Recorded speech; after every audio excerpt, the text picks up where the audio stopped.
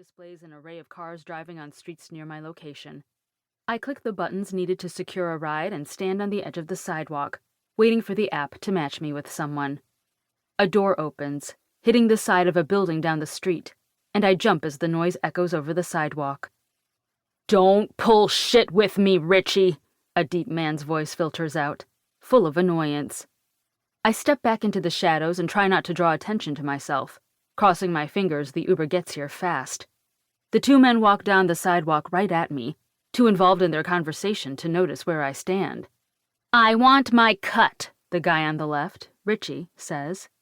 "Richie, you don't get a cut. You need to learn your place." Richie stops walking. The temperature drops a few degrees as a black car speeds around a corner and stops on the curb. Two men get out but don't approach the argument. The original man pulls something from his coat pocket and sticks his arms out in Richie's direction. There's a loud pop like someone stepped on a firecracker, and a flash of red bursts between the two men. Richie falls to the ground.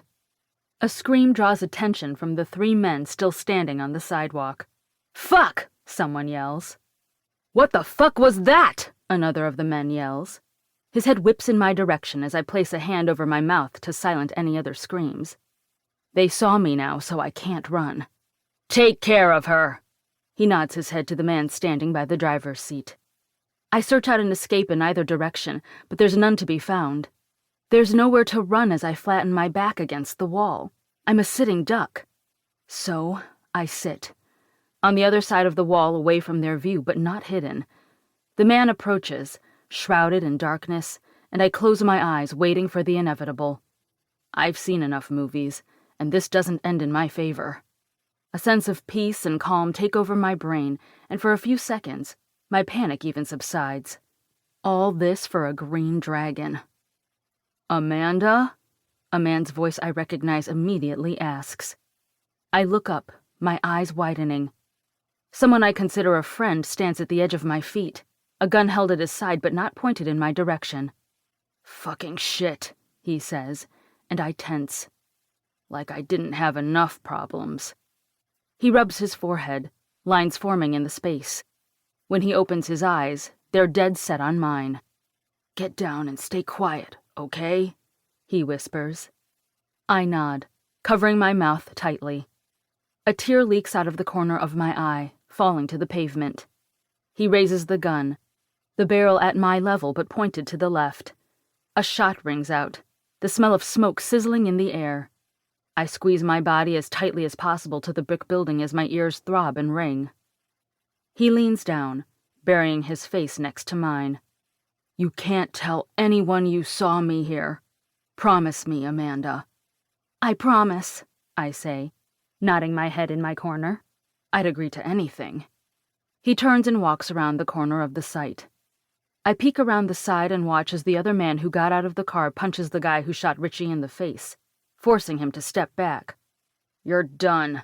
You better run and hide because you're on your own this time, fucker. Let the police take you."